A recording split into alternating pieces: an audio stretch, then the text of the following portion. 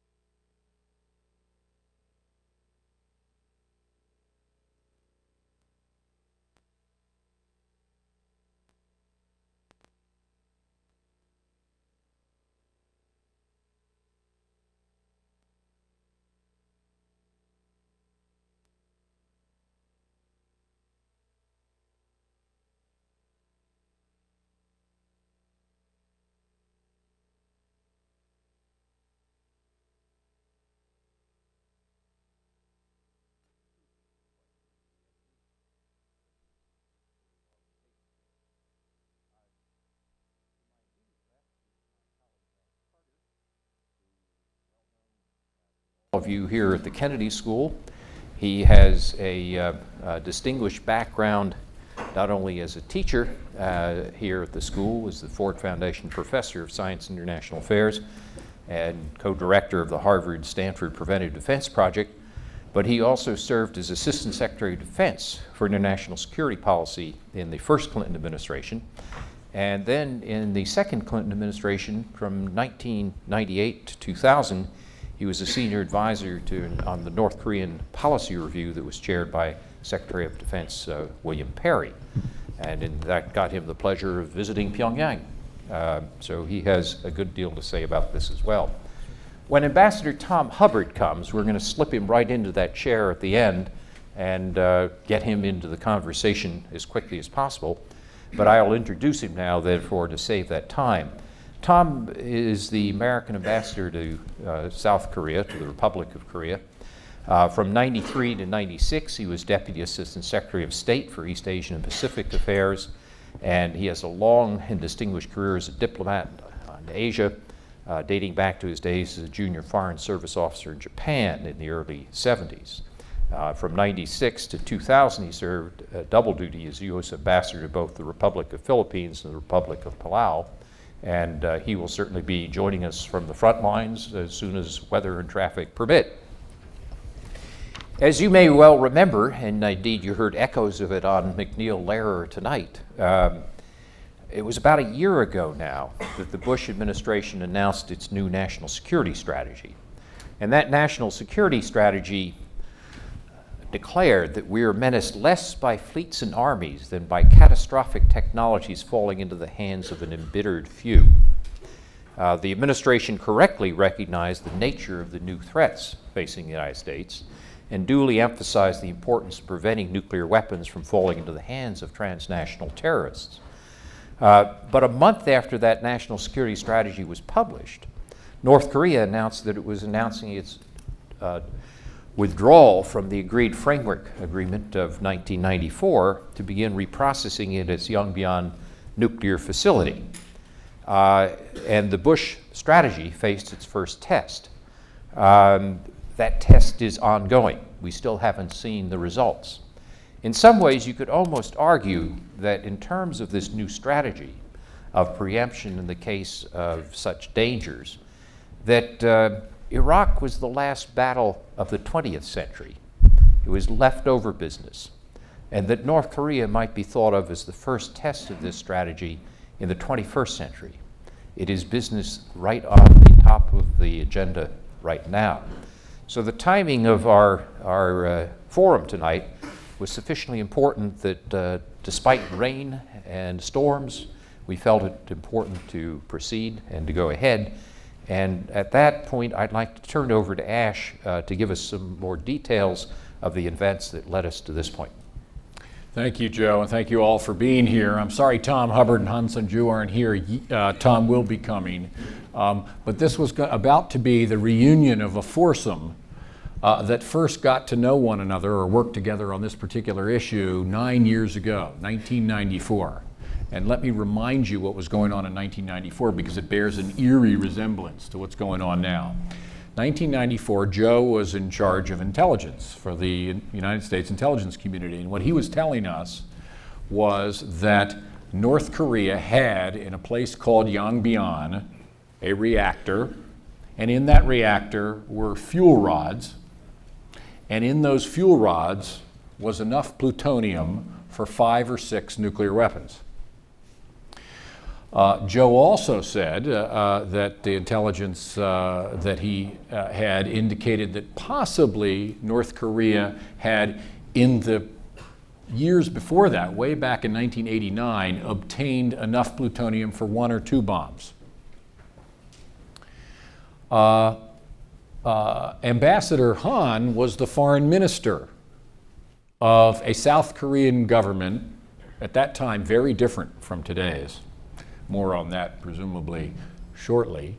And he was busy educating Americans, probably including Joe and me, about the Korean Peninsula and the views of the then ROK government, which was as hard line about North Korea, harder line, than was the United States at that time. Tom Hubbard was in the delegation that was trying to negotiate with the North Koreans. Those are negotiations that Bob Gallucci ran and that ultimately led to an agreement called the Agreed Framework, but at that time we didn't know it. We didn't know that whether those negotiations would succeed at all. And I was in the Pentagon, so option 1 was negotiate, reach agreement. We didn't know whether that would succeed. I was in the Pentagon where my boss had asked us to look at a different option, an option where we would attack Yongbyon in one night and destroy that reactor, entomb that plutonium, and destroy the rest of the Yongbyon facilities that supported it. And we worked very hard on that plan because it was tricky to do that, because in this case you had an operating nuclear reactor and you're going to try to attack it without creating any kind of Chernobyl-like aftermath. We were confident we could do that. We were confident that in one night we could, by ourselves, eliminate this problem of these 5 or 6 nuclear weapons from North Korea.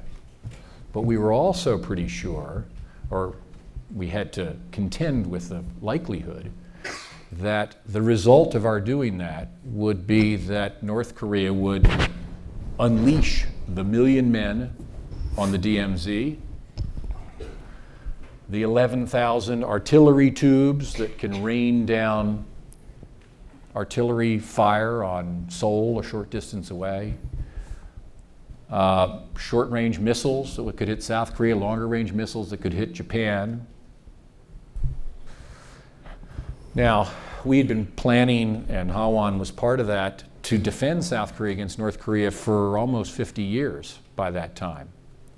And we had an operations plan, Op Plan 5027, for the defense of South Korea, and we were sure, Just as sure as that we could destroy Yongbyon, we were sure that we would destroy the North Korean armed forces and destroy the North Korean regime within a few weeks.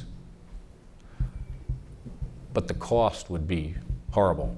This is a war that doesn't take place in the Arabian desert. This is no desert storm. This is a war that, God forbid, if it ever took place, would take place in the suburbs of Seoul, a teeming, modern city. And our estimates don't mean a lot in warfare, but we're tens, hundreds of thousands of people killed in a war that would have an intensity of combat unlike anything the world had seen since the last Korean War, and one that would shock the conscience of all of us.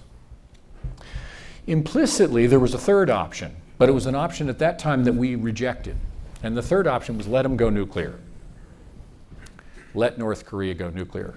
And we were unwilling to do that at that time. And today, when we're in an almost identical situation, President Bush has said that it's unacceptable to let North Korea go nuclear. We felt at the time that if North Korea got nuclear weapons, it might conclude that it had tipped the balance of deterrence on the Korean Peninsula.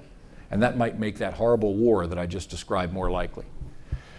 We thought that if North Korea went nuclear, then all the countries around it, there might be a domino effect in East Asia, where South Korea, Taiwan, Japan ask themselves a question we don't want them asking themselves, which is, are they safe not having nuclear weapons if North Korea does have nuclear weapons?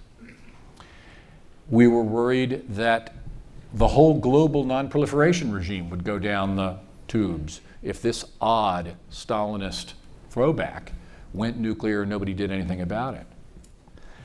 Today, we find ourselves almost exactly where we were, where Joe had, you didn't have us there, but you informed us of where we were in 1994, namely North Korea has those same fuel rods, is preparing to or in the process of extracting 5 or 6 bombs worth of plutonium from them.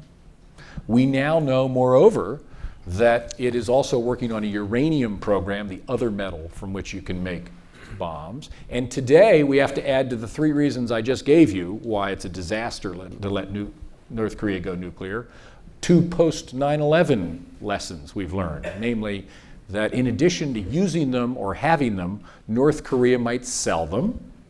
They sell everything else they make, including ballistic missiles, to the likes of Al-Qaeda. Or what happened to the Soviet Union might one day happen in North Korea. North Korea can't even feed itself at this point. It collapses, who gets them then?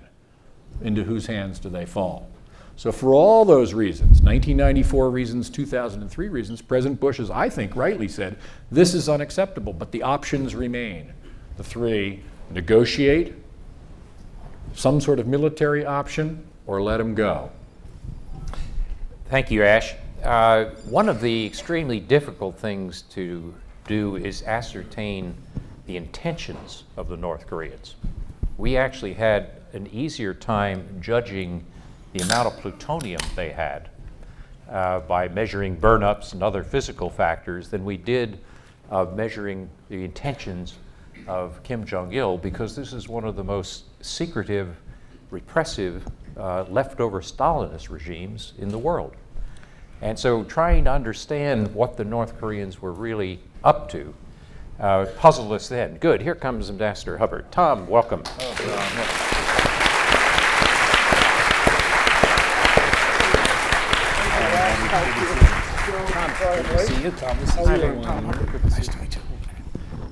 Tom, we've used all your talking points, but what Ash has started by, I've already introduced you in absentia. Ash has started by setting the scene from 94 today, and I was about to ask Ha-Won Lee something about North Korean intentions, and that'll allow you to catch your breath before I turn to you with a question for you.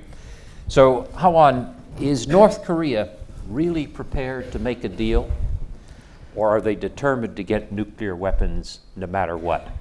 Well, before we answer the questions, I would like to make it clear that today, well, I love my country, South Korea, so much, but I'm not representing South Korea. And I'm a reporter of a South Korean newspaper, but I'm not representing my newspaper. And well, it seems that nobody has the right question about your right answer about your question. Where personally, I think that North Korea is sending two different signals at the same time. One is we are ready to declare nuclear armed country, and the other is we are eager to negotiate with the United States. We would like to have normalization with the United States. Where I think North Korea's strategy is changeable. That means North Korea Kim Jong-il's strategy is not fixed. So North Korea's strategy will change according to the six-party talks, which was started last month. And if Bush administration showed the sincerity in the negotiation table, I think there are some possibility that North Korea's strategy somewhat change in the near future. Thank you. Tom, let me ask you a version of the same question. If we negotiate with the North Koreans and nothing happens, which has been the pattern in the negotiations so far, and they drag out the time and they finish the reprocessing and get the enrichment plant up, have we been fooled? Have we lost? In other words, isn't there a danger? Isn't there a cost to negotiation? And don't you have to be relatively certain that there's some gold at the end of the rainbow before you do that? Do you think that gold is there? Well, let me first say I don't think we have really had a negotiation yet. We've had the beginnings of dialogue. We had Assistant Secretary Kelly's visit to North Korea about a year ago, in which we were ready to start a dialogue, and the North Koreans turned us off. We had tripartite talks pulled together by the Chinese in Beijing, in which nothing much happened, but they led to the six-party talks, and we've had one round of that. So I think we've had a chance to listen to each other's positions. I don't think we've really started negotiating yet. I think, the question you ask is a very good one. That is, what does North Korea want? Do they want to have nuclear weapons, or do they want to trade this nuclear capability for other things they need? I don't think we know yet. I think right now they want to have both. They would like to have the nuclear program, and they'd like to have all of the benefits that flow from being part of the international community. I think the signal we're trying to give them in the six-party talks is that won't work, that North Korea does have a choice between nuclear weapons and the kinds of benefits that flow from being part of the international community. And we really haven't had a chance to test that proposition yet. Ash, Mike O'Hanlon at the Brookings Institution has recently written that unless the Americans put much more on the table, offer an awful lot more, that it's going to be impossible to stop the North Korean nuclear program. Yet at the same time, the administration has not been willing to put very much on the table. Are these negotiations bound to fail because, A, the North wants, as Tom says, to have its cake and eat it too, and we're not prepared to put enough on the table to make them force them to a choice?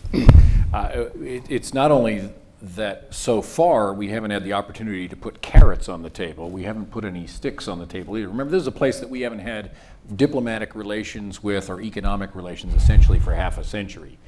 And we've taken away from North Korea everything we can take away except their physical existence. And they're such malodorous actors from our point of view that we can't bear to give them anything either. So imagine a diplomatic position in which you've taken away everything you can and you're not prepared to give anything to them. That's essentially where the United States is stuck right now. Now, I think the experiment that we're trying to run in talking to the North Koreans, and who knows whether they can be talked out of nuclear weapons at this point, is to say to them that we are prepared to do something for them. And what do they want out of us? What they want from the United States is breathing room, that we're not out to get them, that they're not on the axis of evil, that they're not the next victim of preemption. That's probably the most important thing they want from the United States. They don't expect any goodies from us. They know that's a bridge too far. They do expect that once we relax pressure on them, they might get some goodies out of South Korea, and so forth. So we have a lot of leverage, which we haven't used yet. The other party that has a lot of leverage over the North Koreans are the Chinese, because the Chinese, we feed the North Koreans in considerable extent, believe it or not, and so also do the Chinese. If the Chinese chose to strangle the North Korean regime, they could do it in an instant. But they don't do that because that would create 22 million refugees on their border. Tom, this may be difficult for you to answer diplomatically, but see what you can do. The Chinese have been long torn between not wanting the North Koreans to go nuclear because they fear it might trigger a nuclear Japan and reverberate through the region, but not wanting the North Korean regime to collapse because of refugees and instability. So they've tried to always balance in this and not get off of this central point. On the other hand, there's some evidence, isn't there, that the Chinese are beginning to realize that they have to choose one of those two things, and that they're actually starting to put real pressure on the North Koreans? Well, I think there are a lot of things weighing on the Chinese as they deal with North Korea. One of them, of course, is the trade-off between collapse and nuclear weapons. But I think other things that are bearing on the Chinese thinking are China's relationship with the United States, which has been improving, and this cooperation on North Korea can be an important element of that. I think they need to be considering the regional security situation, need to be considering the ramifications in the region of North Korean possession of nuclear weapons, what that might mean to Japan, Taiwan, even South Korea. So I think the Chinese have a lot of considerations. To me, the most positive thing that has happened in the last few months on North Korea is the active Chinese involvement in trying to find a solution. The fact that the Chinese are saying clearly to everyone that they don't want nuclear weapons in North Korea, that the North Koreans are not behaving the way they want them to behave, and I think there are some signs that they're putting pressure. They did apparently shut down the fuel supply a few months back for a little while. There's talk now about moving military people into the border region. So I think the Chinese role is positive. If I could pick up just quickly on what Ash has said, we are now in a situation, and I think this is one of the real benefits of having multilateral talks, is we are now in a situation where it's not just the leverage that the United States can bring to bear on North Korea, and it's not just the benefits that the United States might be able to provide if they come around, but we have all the major players in the room together, and I think that combination of the five-party combination of sticks and carrots is probably a lot more effective than the bilateral sticks and carrots. That's maybe one of the reasons the North Koreans have been so reluctant to go into it. And would the U.S. government guarantee to the North Koreans that it would not attack them if they forego nuclear weapons?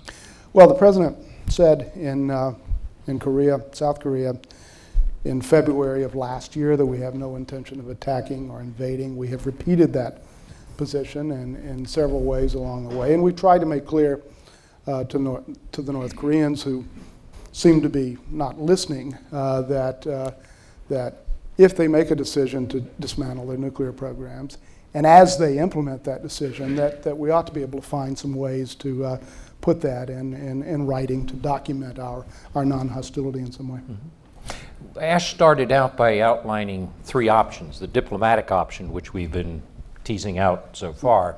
Second was a military option, and the third was to let them go nuclear and contain them. Let's turn for a minute to the military option. Is there really a military option? I wonder if I can ask you, Ha-Won Lee, would South Korea accept the use of military force against North Korea if it looked certain that North Korea was developing a nuclear weapon?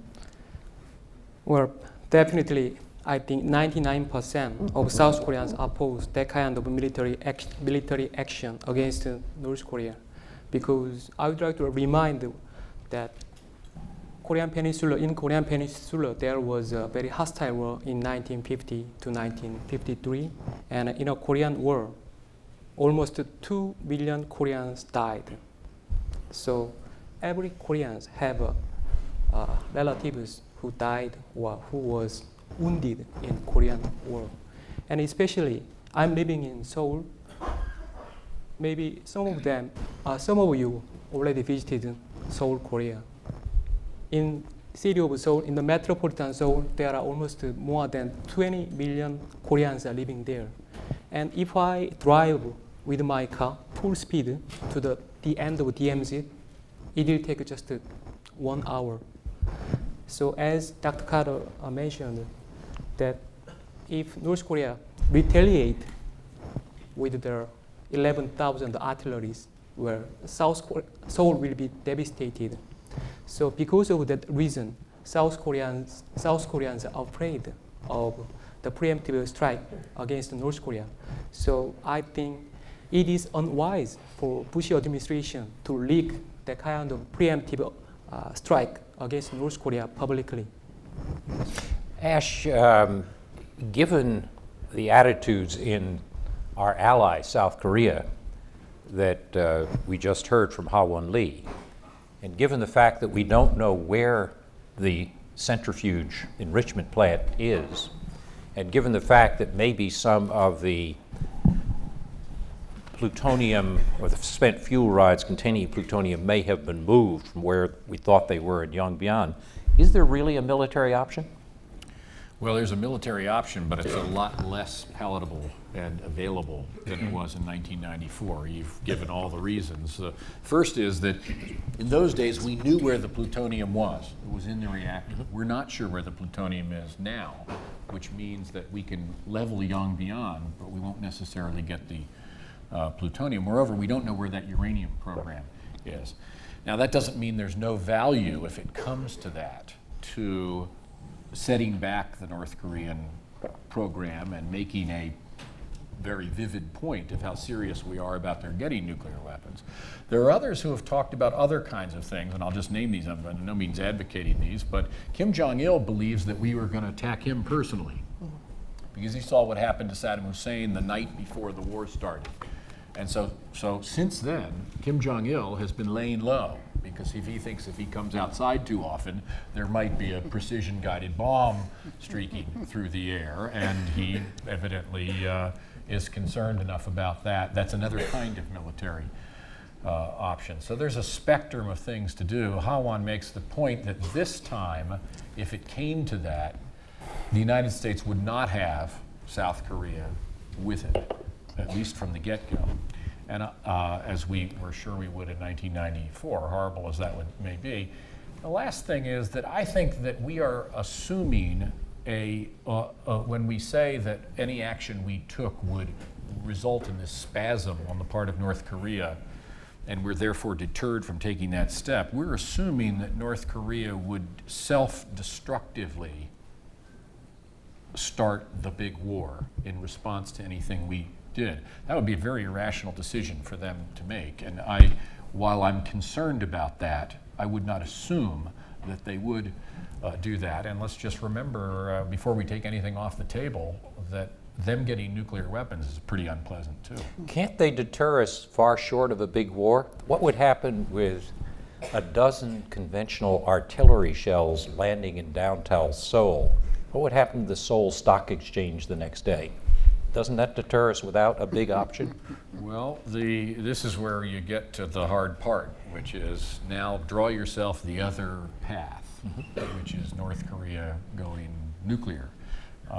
As part of this negotiating path, I would just assume the North Koreans continue to be concerned about sticks as well as be enticed by carrots, and therefore they ought to think about the consequences themselves of a military confrontation if, God forbid, one occurs. Tom, the U.S. government has declared that a nuclear North Korea is unacceptable. I'm glad to hear that, but suppose it happens, then what? Well, one of the things they taught me in my first days in Diplomacy 101 is never answer hypothetical questions in public, and I will. I know you were too smart for that. We've been working together too long. That's right. That's I'll refrain from that. But let me get back a bit to the earlier point, if I may.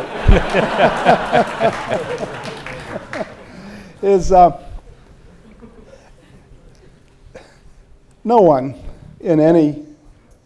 with any position of authority in the U.S. government at this point is seriously contemplating military options. No one considers military options to be attractive ones in the case of North Korea.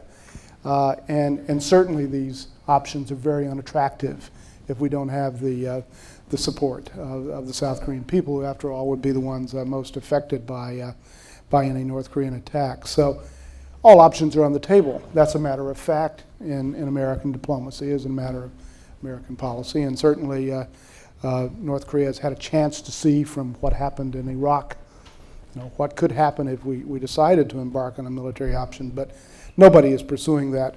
You mentioned, Mr. Lee, people leaking preemptive attack options. Those aren't leaks. Those are coming from way outside. That's not a serious issue at this point. We are determined to try to solve this peacefully. We are trying to apply some pressure. We have been pursuing something called, if you haven't talked about this already, the Proliferation Security Initiative, in which we're trying to find ways that concerned nations can take steps within their own laws to block the transport or transit of nuclear materials or missiles. We've been trying to shut down some of North Korea's sources of foreign exchange that they've been gaining through counterfeiting and through narcotics trafficking. There are ways to put pressure on, short of talking about preemptive attacks. Can I Yes, go ahead. One thing? Well, but there are some suspicions that the Bush administration want regime changing, topple the regime changing. That's why Bush administration is taking time to negotiate with North Korea. So could you answer that? No, our policy is not aimed at regime change. Our policy is aimed at change in North Korean behavior, and whether that is possible or feasible with the existing regime is I think a question that will be tested over time. But Ash? Can I come in on this? Because I think we don't know whether North Korea will go for a deal. I don't know whether we will go for a deal. Let me pose it a little provocatively in that way. If you make a deal with North Korea, in the end of the day, George Bush has to, so to speak, sign a piece of paper with Kim Jong-il. On the lawn of the White House? Yeah, I'm sure he'll try to avoid it, but in one way or another, there's an agreement between the United States and North Korea. Now, President Bush has expressed his loathing, was the word he used, in a book published by Bob Woodward for Kim Jong-il. That's a pretty strong word. He speaks of moral clarity. He speaks of axis of evil. And I think our president believes that Kim Jong-il, with some considerable reason, by the way, has mistreated his own people. 10% of the population, perhaps in the last decade, starved in North Korea in a system that is failing to provide for the people. And a big threshold issue for Americans is, are you prepared to make a deal with North Korea that concedes that North Korea is just going to keep on being North Korea, just non-nuclear? A million men on the DMZ, terrible government, all of that stuff. From what he said so far, and the way we've been tentative in our diplomacy, I'm not sure President Bush is at that point yet. Now, I would be, and we were in 1998 when we did the North Korea policy. Basically, we went to Pyongyang and said, North Korea, we don't like you guys. We're never going to be great friends with you in your current mode. Let's set ourselves a lower objective, which is we don't get in one another's face and do things that are life-threatening to one another. Nuclear weapons in your hands is life-threatening to us. Regime change to you is life-threatening to you.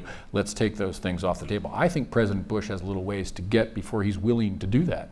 Well, that really brings us to the third of three options that you started with, Ash, which was, we talked about the diplomatic option. Let's hope it works.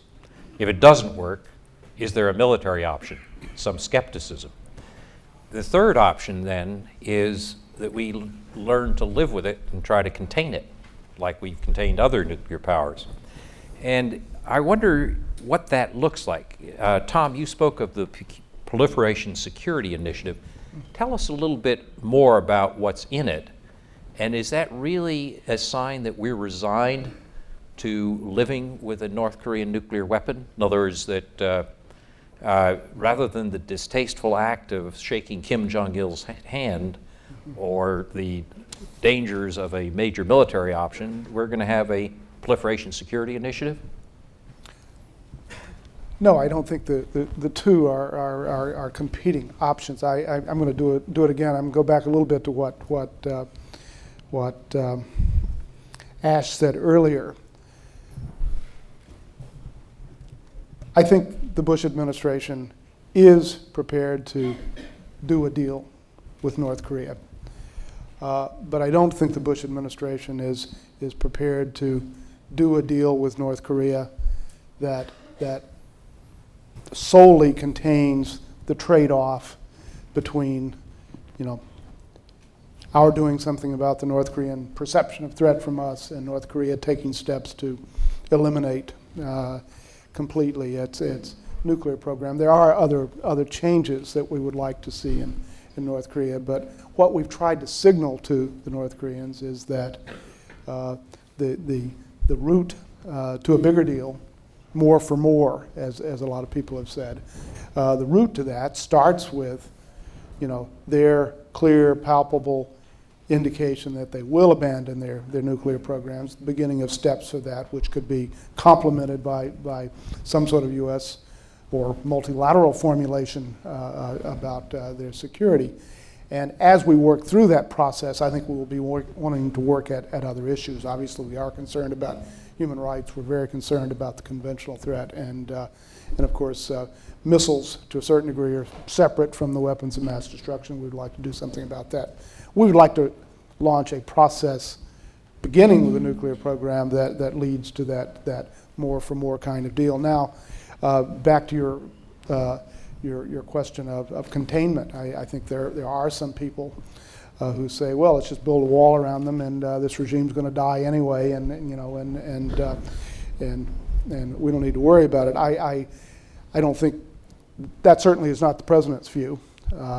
He's not prepared to live with the nuclear weapons. He wants to solve the problem. I think we do see these other elements. The Proliferation Security Initiative is giving us some better sense of security and perhaps applying some pressure while we work towards a bigger deal. Certainly, we should be cutting back on the sheer criminal activity, which has been a major element in North Korea policy. And at some point, obviously, you need to go to the UN and begin the UN Security Council and begin to work on it there. So right now, our focus is on the six-party talks. We hope they will succeed and begin to open up that way towards a bigger solution to this set of problems. How will South Korea behave if North Korea goes nuclear in the sense of either a test or a declaration, which is pretty well confirmed, that it has nuclear weapons? Would you agree to a blockade which would prevent them from exporting by sea? Would you agree to take strong steps against them, or would you accommodate them by giving them more aid? Well, that is a very delicate question, where current South Korean regime is somewhat different from the previous regime, and current President Roh Moo-hyun's approving rate by people is just no more than 30%, and after he was elected, he is losing his ground. So that means he does not have any power to arbitrate the relations between North Korea and the United States, where personally I'm somewhat critical of South Korean government. And I think if North Korea tried to be a nuclear armed country, I think that kind of a very strong step to blockade that kind of step is needed. But I don't think many South Koreans agree with that kind of strong option. Many South Koreans believe that this North Korean nuclear crisis will be solved if the United States will negotiate with North Korea exclusively if bilateral talks will be held, many South Koreans believe that this North Korean nuclear crisis will be solved. So my opinion is that I'm somewhat conservative, and I think the alliance between South Korea and the United States is very important. So I agree with that kind of option, but I don't think many South Koreans agree with that option. Finally, before we throw it open to the audience, Ash, what's your own judgment about whether containment would work? In particular, can you blockade effectively? You mentioned earlier the danger of North Korean willingness to export anything. Presumably, moving plutonium with heavy shielding on ships, you could blockade. Moving enriched uranium, which you could coat and put in a little baseball-size briefcase and put on an airplane, how do we prevent all flights out of North Korea? There's no way. It's an absolute fantasy to suppose that this much material, which is all you need to make a bomb, in fact, a little less than that, that you can put a hermetic seal around North Korea and expect that they're not going to be able to get something like that out. I mean, if that were true, we'd have won the drug war a long time ago. So that is, to me, a complete fantasy, and to suggest, which Tom did not do, that the Proliferation Security Initiative is in any way a form of real containment is nonsense. And there have been people who have suggested that. Tom has not. But if anybody who does is dreaming. Now, that can be a form of coercion. We talked about military options, and military options are a particular form of coercion, economic coercion, coercion on the high seas like this. And as I said earlier, I think that's got to be part of our package in trying to deal diplomatically with this. But let's be very clear, if North Korea goes nuclear, we're all going to look back with at least as much regret as we now look back on Pakistan going nuclear 20 years ago. Now, think about Pakistan right now. Unstable government, Talibanization, an ever-present danger, bin Laden living there, for God's sake. And I think that that's a serious, someday we are going to regret what we did 20 years ago. So, I don't want to end it all on an optimistic note. This is a disaster in the making. If they go nuclear, it's a disaster. And if we have a collision in which we're blundering along and they're blundering along, and the North Koreans are entirely capable of lighting one off, crossing the line, and so forth, nobody wants it. But what you see the train wreck developing here, I think it's very dangerous. It's interesting, before we throw it open to the audience and get their wisdom, that this panel has made a circle from the diplomatic option, which doesn't look all that promising, to the nuclear option, which looks even less promising, to the containment option, which is even less promising, which brings us back to the diplomatic option.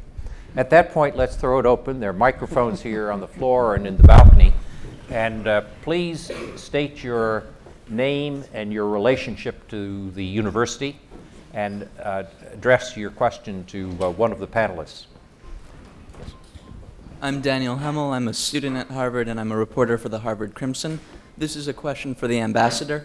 Did you say earlier that the United States would consider a non-aggression pact with North Korea after the implementation of a nuclear agreement? No, we would not consider a non-aggression pact per se.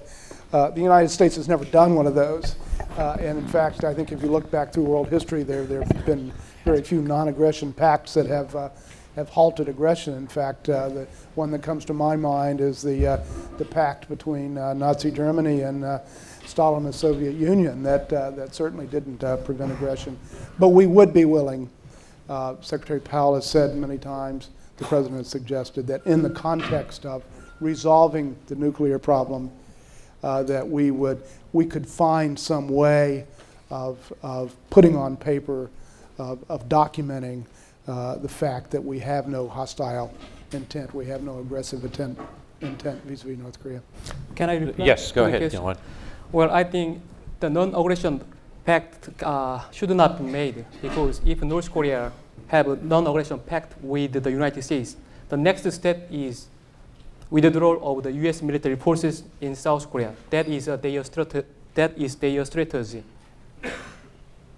Thank you. We have no intention of withdrawing our troops from South Korea. Thanks so much. Let's go to the left side of the floor. Hi, Annabelle Hertz, mid-career. Could the panelists comment on the possibility of involving or possibly illuminate the role of Bill Richardson and the possibility of involving non-state actors in this negotiation and kind of widening the box? Because I think part of the issue is the same teams talking to each other, and I'm just wondering if there's any space for other actors. Ash, do you want to try that?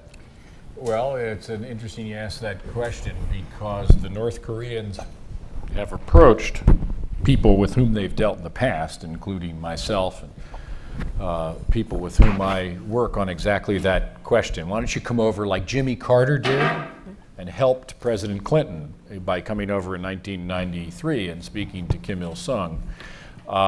President Clinton didn't regard that as help at the time, I can tell you that. I'm sure Joe and Tom can attest to that as well. And I said no, because I said the only way that informal people like us can help out in situations like this is if the two governments are talking, but they're talking past each other, or you can think of some solution that they haven't thought of yet, or you can help one understand the other's position.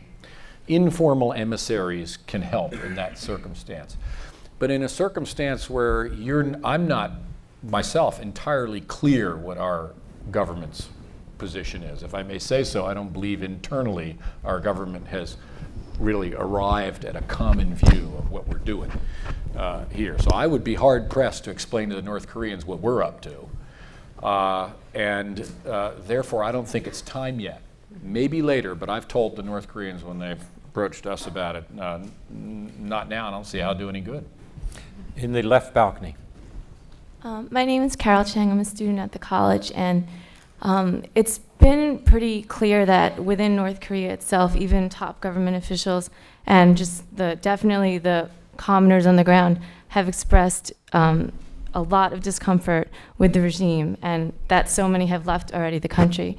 And so would the panelists be able to comment on what effect or role you think helping China prepare for a flood of refugees would have in toppling the North Korean regime or promoting change from Kim Jong-il? Tom or Hawan? Well, let me just say briefly that that is an idea that has been raised from time to time. We have asked the Chinese to be more cooperative with the UN High Commissioner on Refugees. We've asked them not to send North Korean refugees back. We've talked about the international community's willingness to work with the Chinese to set up orderly departure programs, perhaps settlement facilities for the refugees. And so far the Chinese have not been interested, not at all. They are concerned about the flow. They consider it their sovereign right to deal with these people. We have been pleased that there has been some flow, that the Chinese have indeed tolerated the passage of a substantial number of North Korean refugees through Western embassies and over borders, et cetera, out of China. And we'd like to see the Chinese be more cooperative, but so far they've shown no interest in ideas like that. Can I reply? Yes, go ahead, Hawan. Well, 2 months ago, Senator Richard Lugar and Senator Brownback initiated a law to accept the North Korean refugee from China, and it passed the Senate. Now it is on progress in the House, and I think the leverage to using the refugee issue in negotiation with North Korea is a great leverage, and North Korea has a great weakness in the refugee issue. It is reported that almost 300,000, at least 300,000 North Korean refugees are just wandering in the northern territory of Chinese, not seeking freedom, just seeking food. So I think that is a great leverage for the United States to use. The balcony on the right. Good evening. I'm Maral Shamlu, first year in PAID.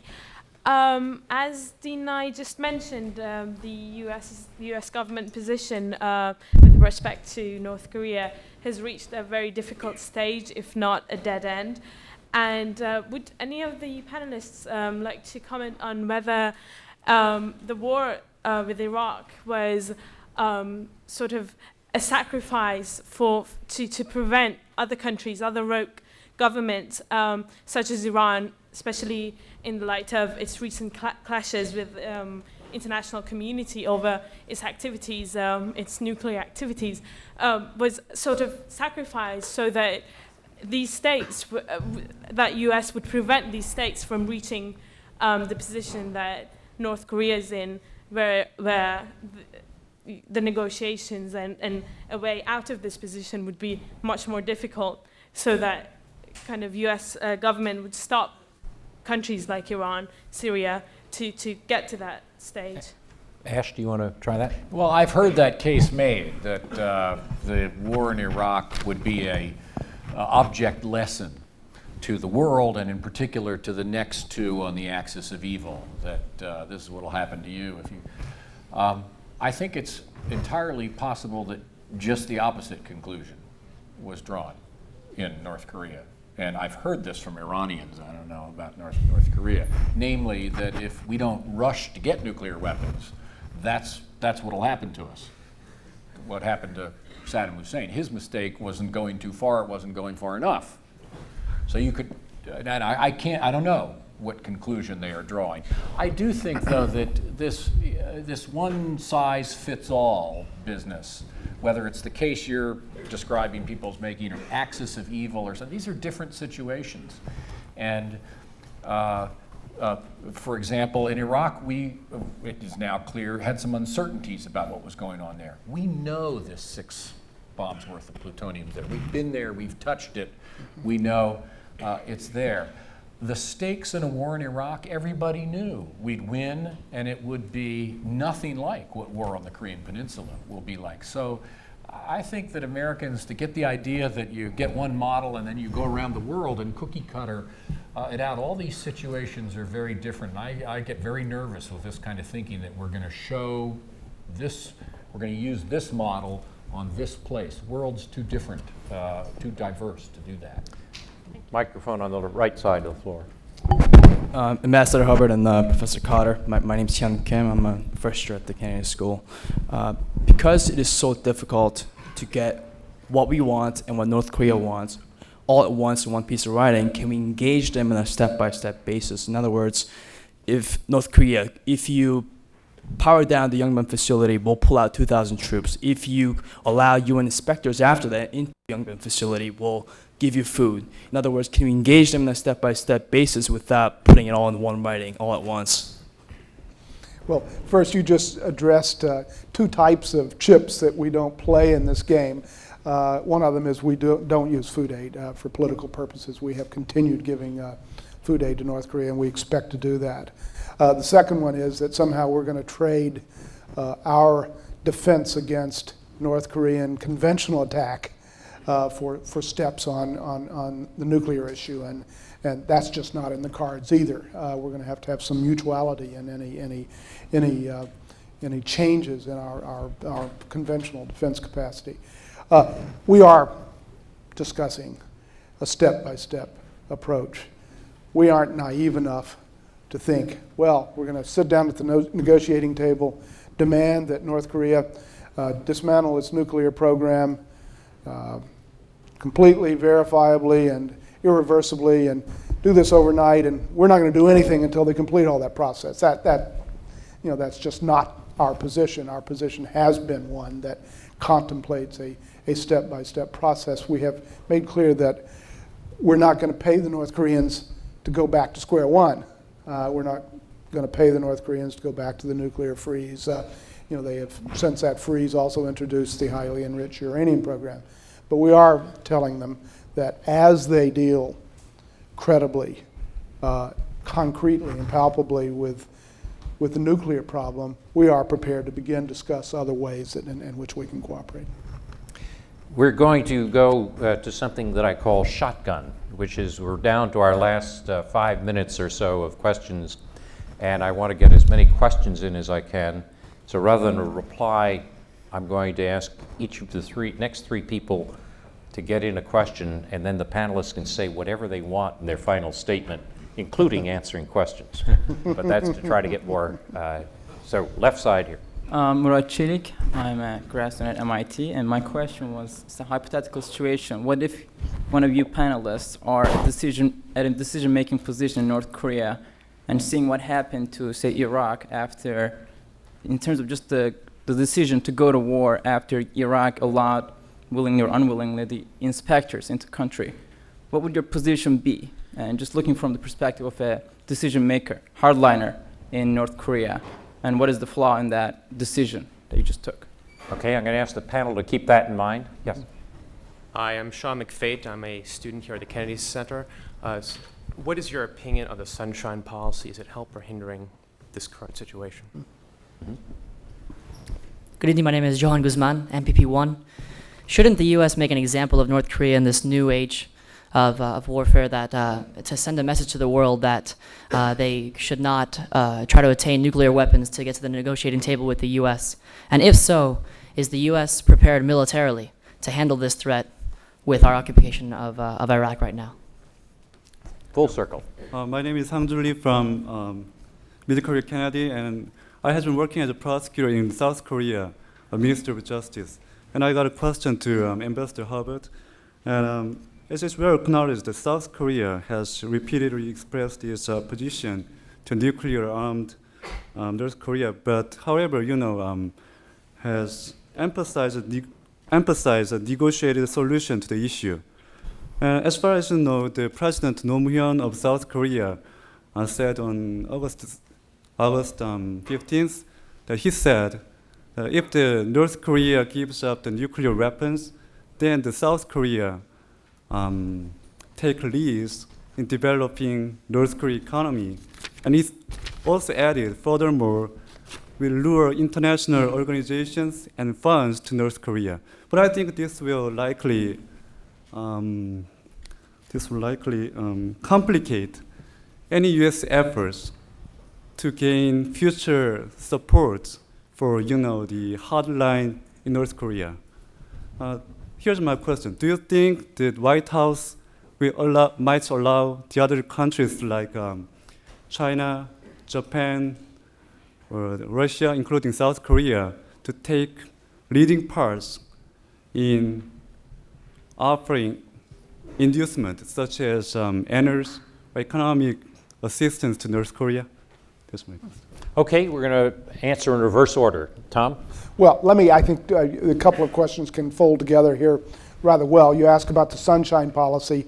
You ask, in essence, I think you ask how would the U.S. view more South Korean engagement, more Japanese cooperation, et cetera. Let me first say, as far as I know, the Sunshine Policy is dead. It has been rephrased by the Roh Moo-hyun administration, but there is still an element of engagement with North Korea.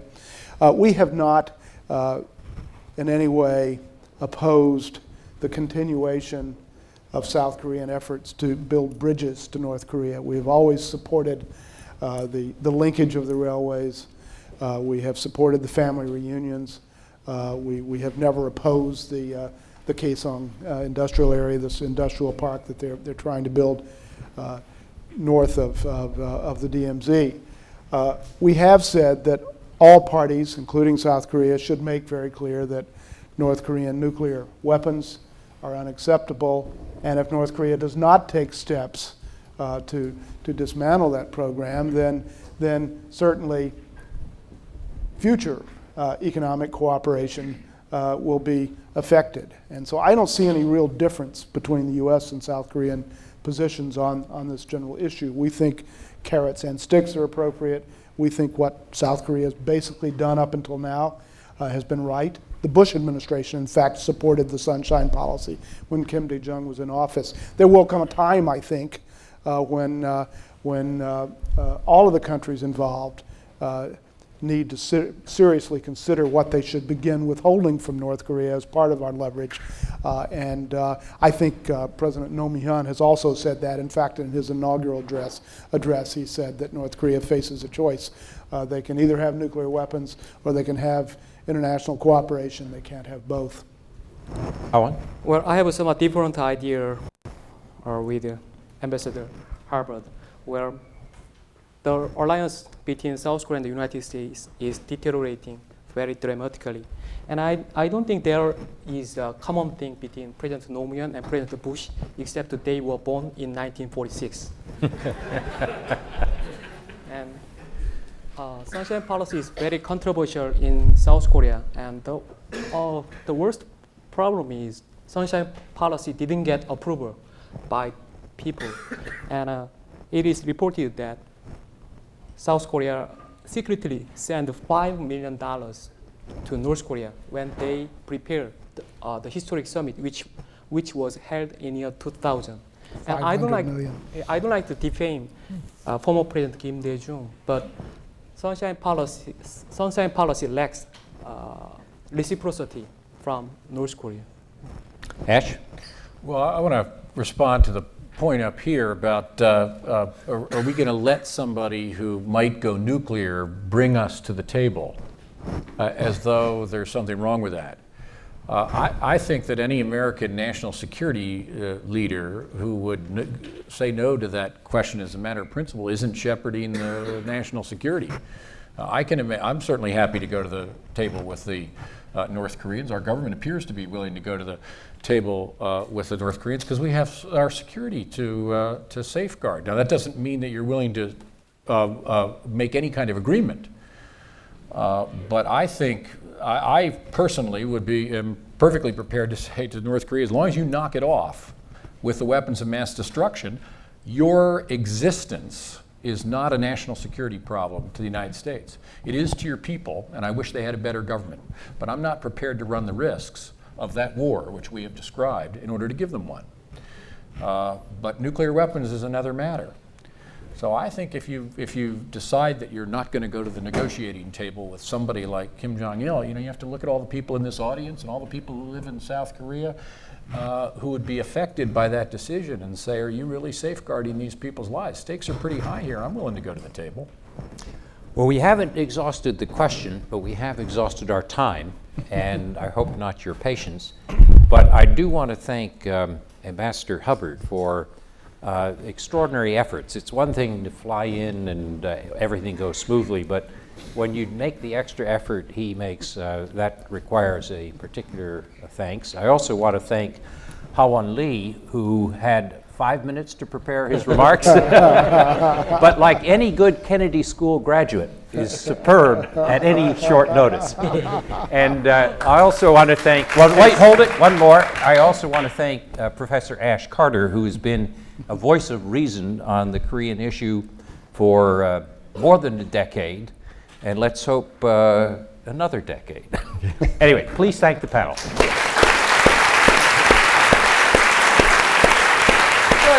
For pick-up ball, not too bad.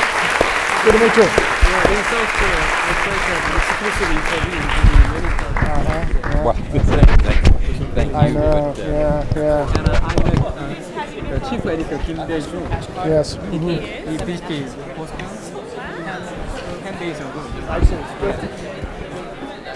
Good to meet you. Thank you.